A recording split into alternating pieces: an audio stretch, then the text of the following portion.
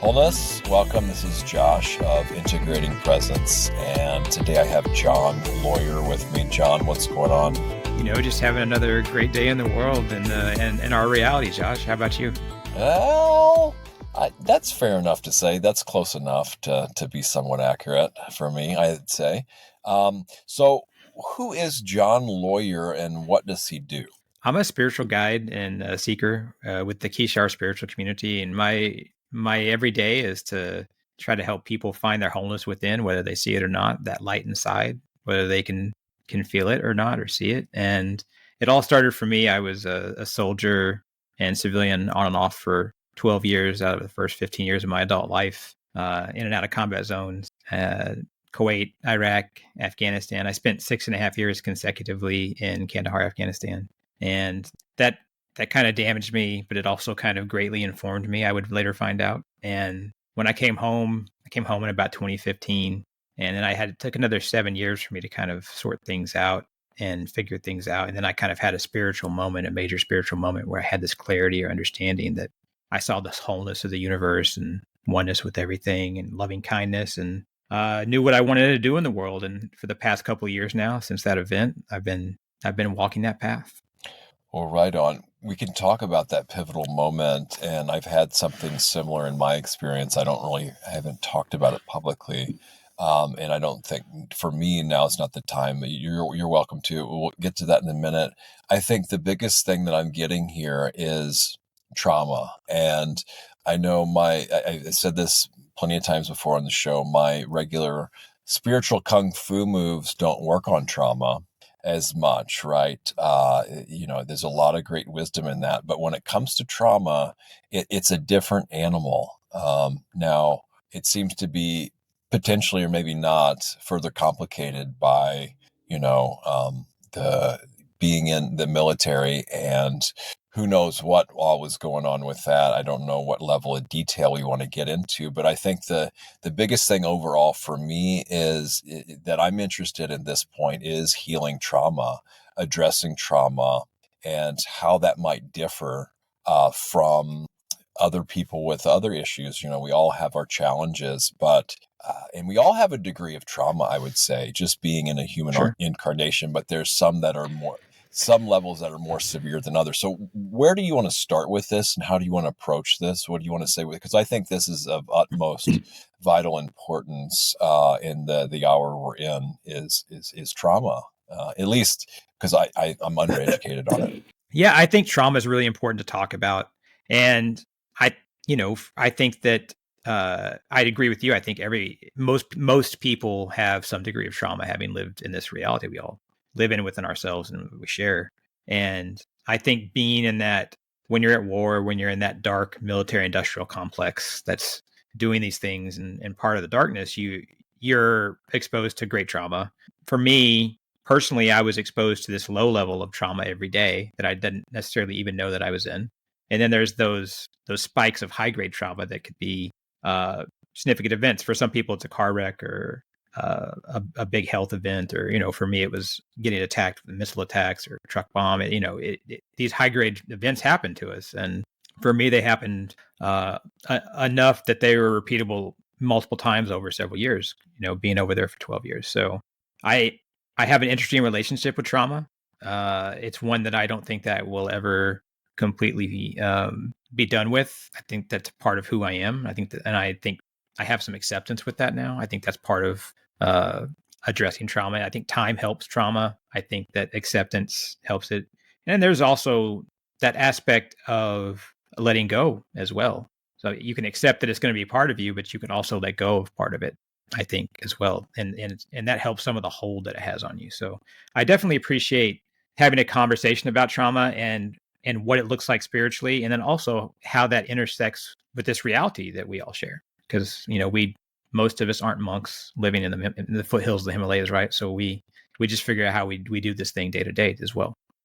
Yeah, these are the really interesting points. I think I'd just leave it where you put it. Other than if you work with folks with trauma, I know there's a big thing in professional circles of being trauma informed, and I don't know where that comes in with in the spiritual aspects, because some of us that consider ourselves spiritual, or like me that does meditation, you know. I'm still trying, because I've talked to people with trauma, and I've just done regular meditation. I haven't really gone into it and treated it, the way a professional would or anything. It's just, so I'm a little bit feeling things out of how to work. Do you know of any differences of how professionals would work with it versus folks in spiritual communities, or if you counsel people on it, and how it might differ from one's own experience of trauma, and how it might be similar working with people in a spiritual setting versus maybe a professional setting too? Yeah, that's a great question. I think trauma, it's highly individualistic, and so it's going to change from person to person, kind of like what you were talking about, getting out there a little bit. But there are some similarities. I think that it takes a holistic approach, and I think sometimes people hear that word these days, and it gets cliche. But really, we have to approach ourselves holistically, and I think that there's things that professionals can do from a therapy counseling side. There's a practical side to it that I don't get into. And then there's the aspect from it spiritually. And I think that there's things that you can do to ground yourself spiritually, to ask that question, who am I? And figure out your inner self, which is to me universal being or consciousness. And I think getting at that helps ground you. It tethers you to something that is pure and perfect and whole. And then there's also the lifestyle aspect of it. With, trauma is often a physiological issue in addition to being a mental, emotional, and spiritual issue, because it's like my amygdala and parts of my brain are rewired from having years of trauma, low grade and high grade. And so if we're sleeping right, if we're eating the way that best fits our body and ourself, if we're moving intentionally, and if it's just walking, or whether it's exercising, whatever it is, our relationships, all this stuff out in the concrete, quote unquote, real world, that stuff grounds us and centers us physically in this body that we inhabit. So I think that it has to be an approach by the person who has trauma, or it should be an approach where they think, how do I move through this? How do I accept this? How do I let go of this? And it's definitely a journey, and time. I don't know that you can't just snap your fingers with trauma. You got at this kind of when you first started talking about it. And I think that aspect is underrated, that time heals all wounds is this great, great wisdom of the universe. It is, because, and then just everyday other categories of life, we see these goals we want to achieve, and there's just we think we should be there automatically. And a lot of times they have to take very tiny steps at a time. And there's nothing wrong with that, because, as I say, this is from the Buddhist wisdom too, drop by drop, a bucket is filled. So don't think that, if we're doing good, it won't accumulate. Same way with doing things that aren't helpful. Little by little, those accumulate too. So what we do, say, think matters, and it can and does accumulate, builds up. So, all right. So I want to go back and talk about your story here, because I Sure. think this is a key point into what you're doing today.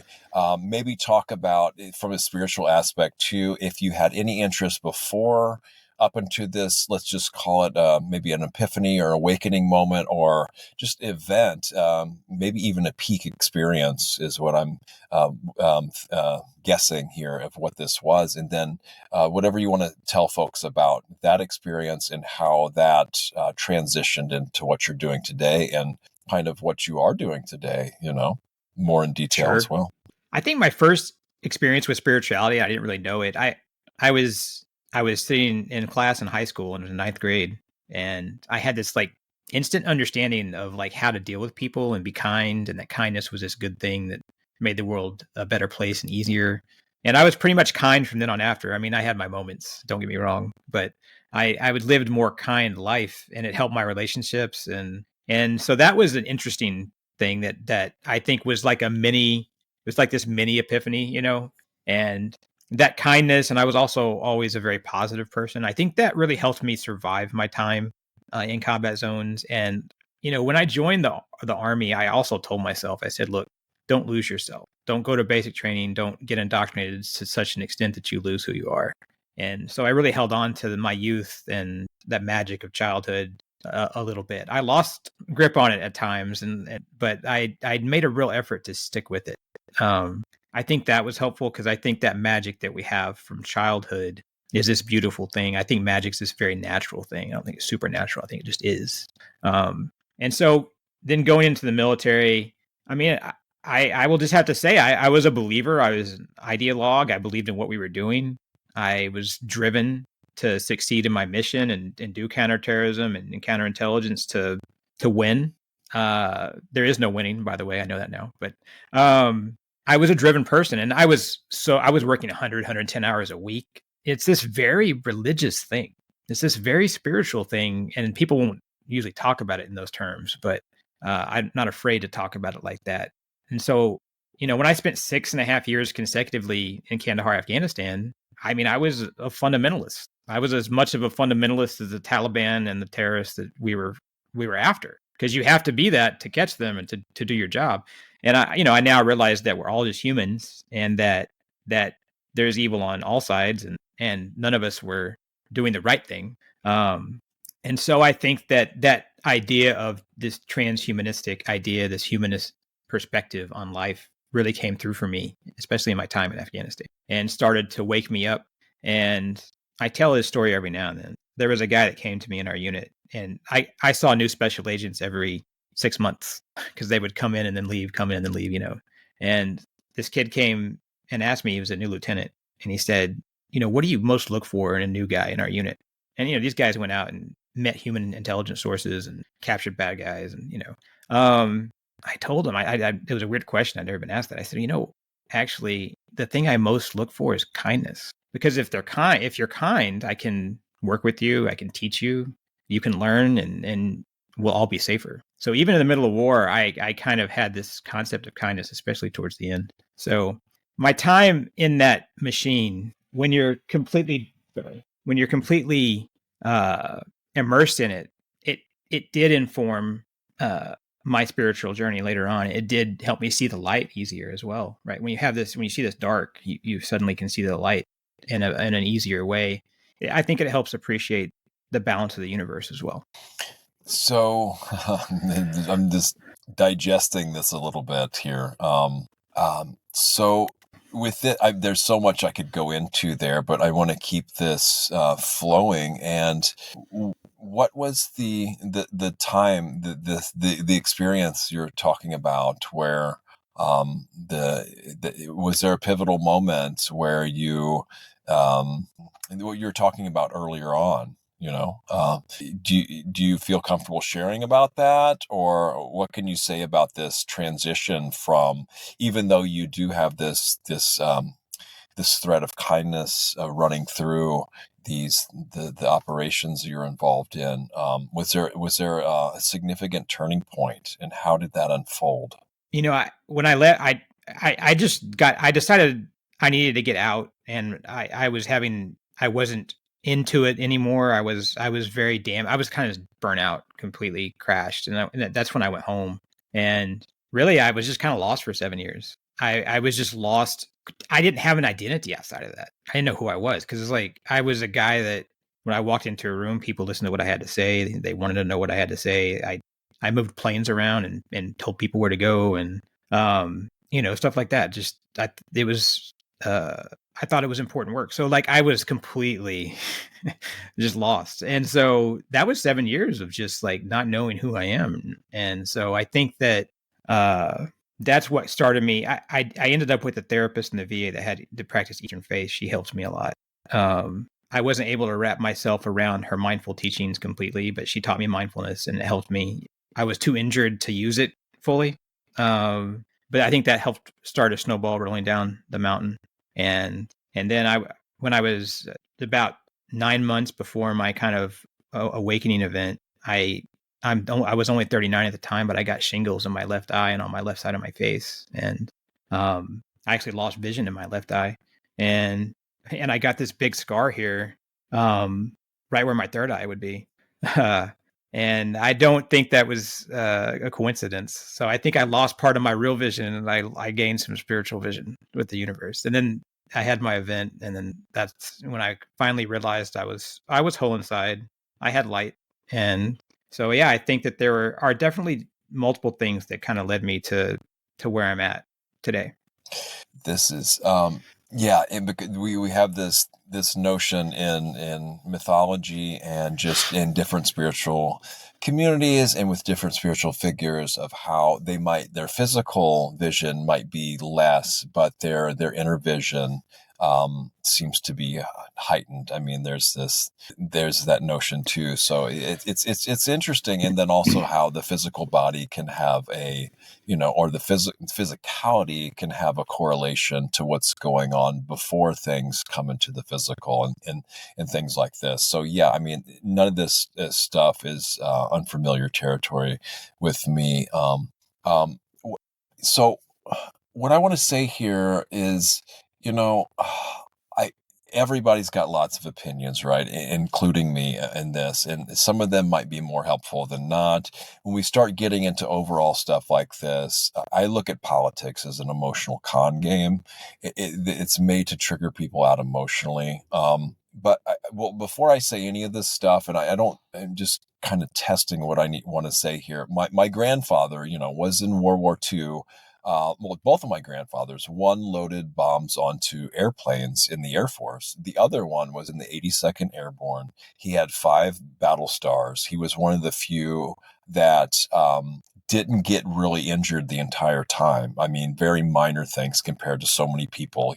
He was reluctant to talk about it till the end of his days. And then he finally gave an interview with a local paper, and it wasn't much longer. And he passed, and he never really made it about ideology or anything like that. He would just talk about with the gear he jumped with, like the gun he used, just matter of fact things that happened. Didn't go much and beyond that. And my dad and uncle, they were both in the Navy. My uncle was in a nuclear sub during Vietnam time in the North Sea. He was a cryptographer, completely outdated job from what I understand with Morse code, right? Yeah. And so I have a familiar, and then I had recruiters after me, but I never went in. Never went in. But I had a job in marketing where I worked with veterans, getting them VA loan products. So I have a little bit of a background, but not directly anything. It's just all indirect things here. And but I am fascinated by the intelligence community too, and I don't know how much I want to get into that as well. So I'm trying to feel out what I should talk about. Maybe we can come back to that if there's any time left over. Let's just keep it to what you do now. After you started, let's just call it awakening, because I had dark awakenings in my path as well, and it got to a point where I just couldn't go back to sleep anymore. And things got dark nights of the soul. You talk about that. People have multiple dark nights. And I think this is a really important part of a lot of people's path, a lot of shadow work. There's a lot of that early on for me, a lot of weeping, lots and lots of weeping during meditation on my own, though. So it was, socially acceptable. And this was like, I look at it as a purification process. Anyway, enough about me. Sure. Where were you, once you had this, what got you interested into doing this as a nonprofit? And tell the audience more about what you do now. Like what traditions you're mainly drawn to, maybe what practices you're involved with, some of your goals and whatnot with what you're doing now. Sure.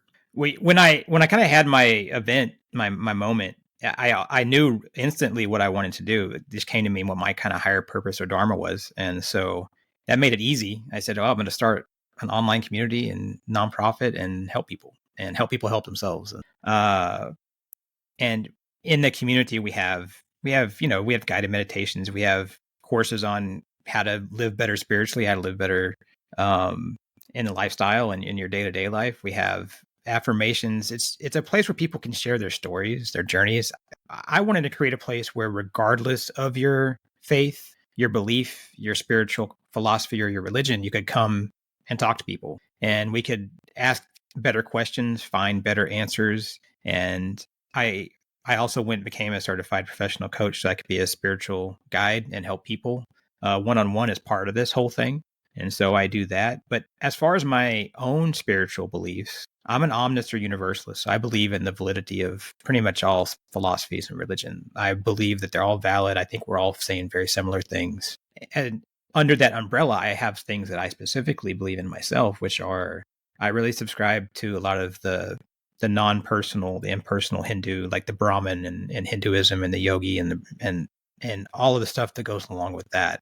It speaks deeply to me from those Vedic traditions. I subscribe to the Tao and the balance of Taoism in the universe, and I incorporate aspects of some indigenous traditions that I don't practice them specifically, but I let them inform my own spiritual faith and practice. I read Robin Wall Kimmerer's Braiding Sweetgrass, and I thought it was just this really beautiful work on indigenous oneness with the universe and with plants and animals and everything. And so that's kind of what I believe in. And I believe it's a very pantheistic oneness of everything. I believe that we create our own reality that we walk through. And I believe that our realities just bump in like bubbles to all these other realities. And then that's our shared kind of consciousness that we have with others when we see each other here in the quote unquote real world. So I think that it's about self-love. It's about loving yourself first. If you don't take care of yourself, you're not good to anybody else. I think that our society teaches us to not have that self-love and that self-care idea. I think that there's all this stuff that we're told throughout our lives when we're young to not do this or do that or sign here or sit there, go get this job, go to this school. And I think that we have to really peel back those layers and find out who am I and what am I and where am I. And so that's kind of where I'm coming from. Yeah, and it's a big part of my path too, is investigating the nature of reality and what's the best way to go about doing that. The most optimal and helpful way of doing that as well. So I guess I'll just throw in here a little bit, since you have this unique background in counterintelligence. We did get cut off a little bit earlier when we first started to do this. It's probably because of a different connection. But what I was saying there, and if for some reason we get blocked again, we can I can just kind of wrap this up, but it'll probably go through here, right? Maybe this is a gross misunderstanding of this, but I want to say that, and inaccurate too, I don't know, you can help me maybe, but when it comes to intelligence, it seems like that's basically lying or selective lies for a certain agenda or purpose. And counterintelligence would be specific truths for a specific purpose, or to counter the lies in order for a certain agenda. I don't know if that'd be too far off, but yeah, it's like a cat and mouse game, right? Yeah, it is counterintel pure, because I did pure counterintelligence at the strategic level, and I did counterterrorism as well. But from a counterintelligence perspective, I did some of the work that was spy versus spy, like the U.S. versus Iran or the U.S. versus Russia or whatever. And it is at a strategic level, especially counterintelligence is trying to stop people from spying on us. And if they are spying on us and we can figure that out, well, suddenly then you can use that as an opportunity to leverage misinformation to the enemy through, passage material or fake material that you put back into the system. So I was involved in that aspect of counterintelligence in addition to the counterterrorism stuff. And it was counterintelligence special agents. Yeah, they're taught to lie, taught to manipulate at a strategic level. And we're also taught to collect tactical intelligence on the battlefield. And across that spectrum, we're going to meet sources, and our job is to get them to tell us information however we can, money or influence or power or whatever deception, and you're trying to get a human being to do something that's unnatural, which is to betray their own people, their own country, their own region, tribe. So yeah, it's a very manipulative practice. And where I think this has relevance in the type of quote unquote spiritual arena is discernment. Okay. So the more discernment we can have, but more fundamental than that is the ethical layer, because if the ethical layer is there, then discernment can just be used for more shenanigans. So with that caveat in mind, and for me, it all starts with non-harming. And I know it doesn't for military stuff, obviously, but that's my preface on this. And then, they talk about gathering as much information as possible, even disinformation, misinformation, and then sort it all out later. The more information, the better. And then the information models that can go through and see what's credible, what's not, and then can even find out misinformation and disinformation tactics if they have it, even though it might be harder to sort through. So, I mean, it's just, besides the strict spy games in general, I mean, the general populace is just under so much deception upon deception. The whole metaphor of being asleep and in a dreamlike reality and illusion, I mean, it just doesn't apply on the war theater. And I would say the more the warfare today is in the mind and of a nature of consciousness as well.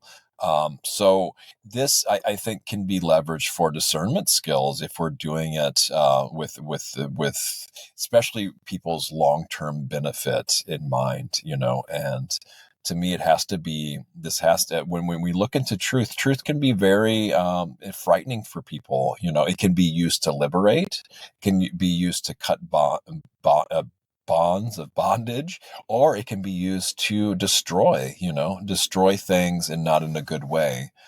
So that's why for me, it has to be balanced with true, authentic kindness, and loving kindness even more. Now, the reason why this is relevant to your story, perhaps, is what I get with this is there's an old dictum that all wars are bankster wars, and that they're funded on both sides by people trying to make profit. And our economy is kind of backed up by war to keep the economy going the way it's set up now. Now, what's for me, it's a really delicate thing when it comes to military programming, because on one hand, you have to get people to go out and kill people that they've never met for reasons they don't really seem to fully understand. They think they understand, and maybe they do to a certain degree, but they're being lied to, manipulated to begin with, in order to kill strangers for supposedly high mind reasons that they normally wouldn't do. And it becomes legal to do so where it normally wouldn't be, right? Because of rules that are in place in war. But then even more, they have to come home from that and have to come into the veteran arena. And then we have to start to heal and reintegrate, or the veterans have to start to heal and reintegrate into society, the same one, but they can't go up against the war machine either. Because then, if the veterans came home and got healed to a certain degree, where they would stop the whole military machine, well, that wouldn't be beneficial for the machine. So there's this cognitive dissonance of, okay, well, I'm coming back and I want to be reintegrated into society, but I can't interfere with other people going in and killing, for profit, basically, and so. There's this disconnect of trying to have these two opposing things kind of together. And there's so many different ways that I see it being done. And sometimes it works. Sometimes people's programming gets, I don't know, broken for better or worse. But I think I wonder, how do you see this whole thing without stirring up too much trouble? I mean, I just don't really see any kind of solutions to this the war machine, is what you called it earlier, and that I see it that way too. And I really don't see anything other than, for me, I mean, you couldn't force me to put a gun in my hand and kill people. I mean, you'd have to lock me up in prison.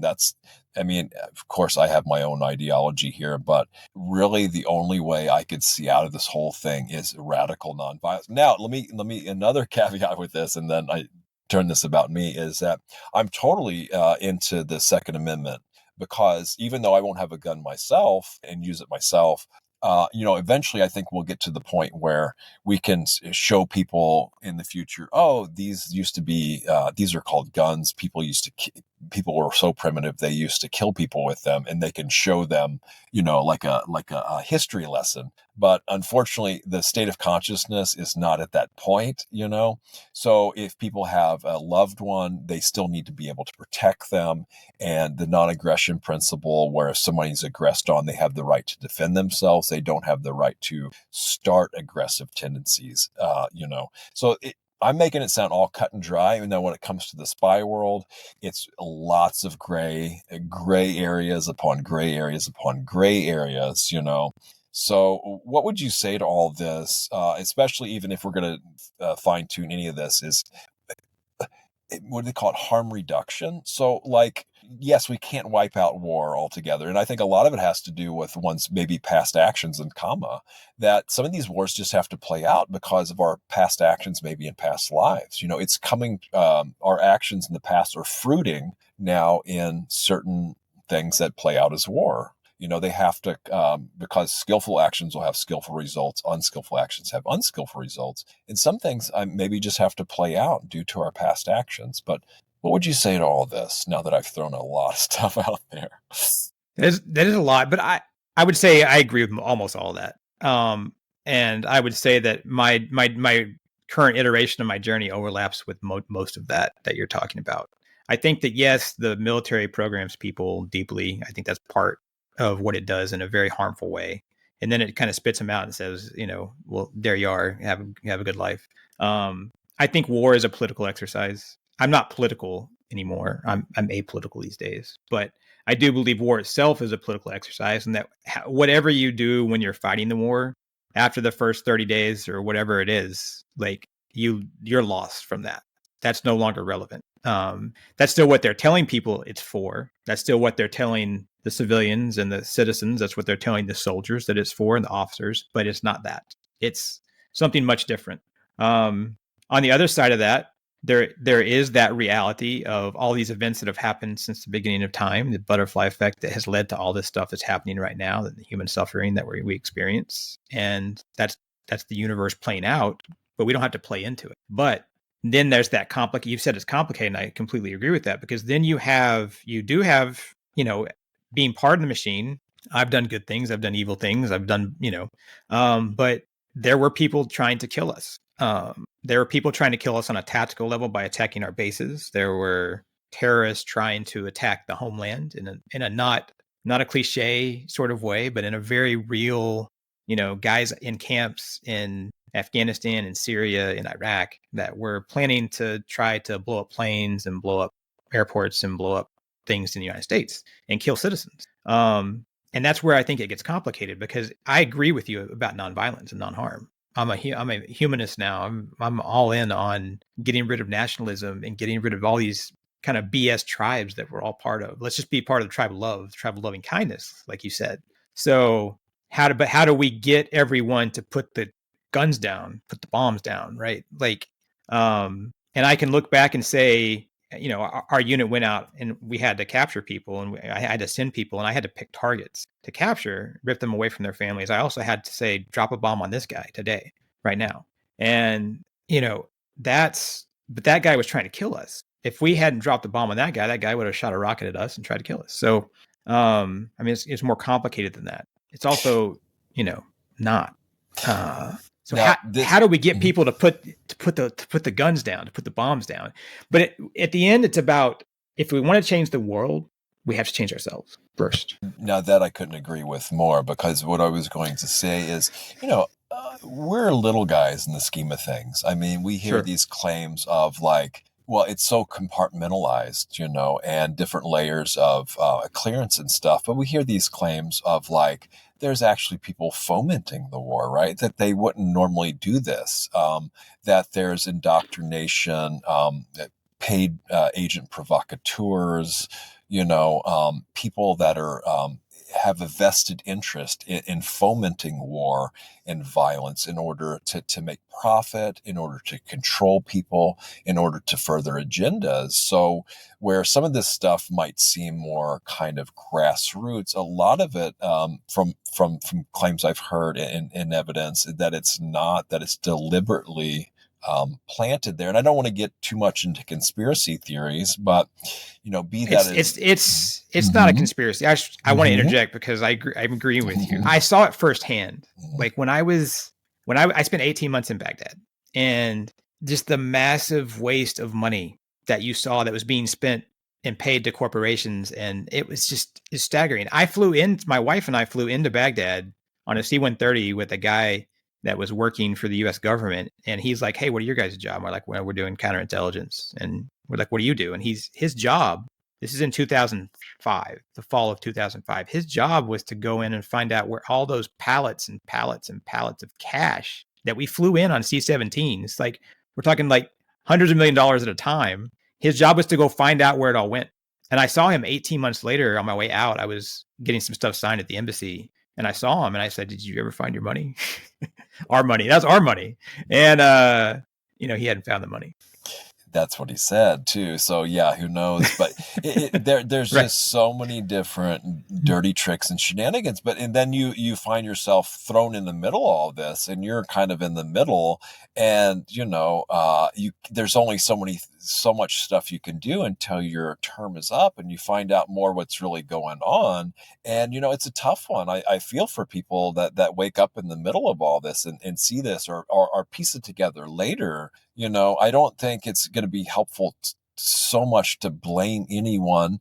The things that are at the root of this, of course, are greed, ill will, and ignorance or delusion, not in the psychological sense, but not seeing that the greed and ill will is involved, And so the people with the tons of money and the tons of power, I think I know if you push that game all the way to the end, hypothetically, what happens if you've conquered every single world? You rule and own everything. You have all the power. Nothing's left. Then what? Then you get bored. Then that's what hypothetically, that's what that would lead to me, unless I'm missing something. But then if you have it all, then what do you know? So it seems so ludicrous to me that that's what they're after. And I don't know if you have any spiritual insights on that as well. But that's where that ends. Let's say you do get all the power in multiple worlds, all the worlds everywhere, beyond this world, all the power and control, then that's it. And they're going to get bored with that. And what do they do then? So I don't know. Yeah. Like I said, I agree with that largely. I think that, like I said, that's why I think that regardless of your ideological positions or your politics or anything, that, these days, if I don't have political debates with people, I don't argue with strangers on the internet or family at Thanksgiving, sometimes I'll ask people, if they're in a political discussion, be like, well, what have you done today to change the world for a better place? Not for yourself, for your son or daughter, your nuclear family. What have you done today to make the world a better place? Outside of the arguments for race and class and social justice and everything, which I believe in some of those struggles from the way I was raised, and some of that's still there in my brain. But I think at the end of the day, what have you done to change the world? And I think this is a really good place to bring it all back to and start wrapping this up, because I couldn't agree more. I look outside myself and I can see all this, but what can I actually do about that? Well, right. we can speak out about it, right? You can speak from experience. That story you just told about the pallets of cash, I think is a real eye opener for some people. Maybe other people might think, well, that's just part of doing the war business. But at the end of the day, that's right. So when I change myself internally, then when I come into contact with folks, that has a ripple effect. And all this stuff that we're talking about, for me, it's so abstract, right? I look around, I'm in a Walmart parking lot now, all the horrors and things they pump into the news media. I don't see any of that stuff around me. I don't. I'm not saying it's not there, but the amount of relevance that it has day by day for most people, I think, is not there, and we don't hear the good stories and the things that people have done. Yes. Because what we focus on, we give energy to. So what are we gonna? What are we doing to change ourselves and to help each other? It could just be as simple as a smile, giving someone 10 minutes of our time to see how they're doing, taking time out for myself when I get frazzled to go within and see what's going on, to explore, reach out to someone I haven't reached out to. I mean, just on and on and on. And we can come up with all kinds of great things. And I think these need just as much, if not more, attention and effort too. I mean, we speak out to, and we know what's going on, but the more time we spend amplifying the negative without solutions is not going to be the answer. I feel as well. No, I love that. Because I like to say I have great hope and faith in humanity. I think we're going to be okay. I think that, like you said, our media focus on the negative, our social media, our communities. And I think part of that's because our mind and ego tend to focus on the negative because it's kept us alive for thousands of years. And now we're really safe because we live in these, air conditioned palaces and of life. And so I think that, there's people graduating from college, and there's babies being born, and there's people finding their purpose in life, and there's all this great stuff that's happening all the time. We just have to embrace it. I totally agree, especially when met with so much negativity. That can help balance it out. And then we can look at these deeper spiritual questions, like you've mentioned, about who are we? What is this all about? What is this experience? Is it what we think it is? How deep can we go? How much of that is going to benefit us and those around us to gain, a degree of well-being in this world and awakening to things how they actually are, instead of deception and delusion and illusion. So, well, John, it was a pleasure, and thanks for letting me get on my soapbox and rant a little bit here. Would you like to tell people how they can get in touch with you? If you have any special events coming up, anything you wanted to point people's attention to as well. And then, the last word, what kind of messages, what message would you like to leave folks with today? Sure. Thanks for that opportunity. Our main website is kishar.org. That's KISHAR.org. And that gives people the entry space to our community, one-on-one individual guidance and coaching if they need it. And we also have all of our socials, our YouTube channels there. Our YouTube channel is pretty cool. And check it out. It's a safe space. It's a constructive space. It's a spiritual space. And as far as how I'd leave it, I would say, don't chase perfection. This real world reality this concrete reality we occupy is probably not going to be perfect. There is a perfect oneness within you that's tied to the universe. You can love that and love yourself, but don't chase perfection. And we have more time than we think.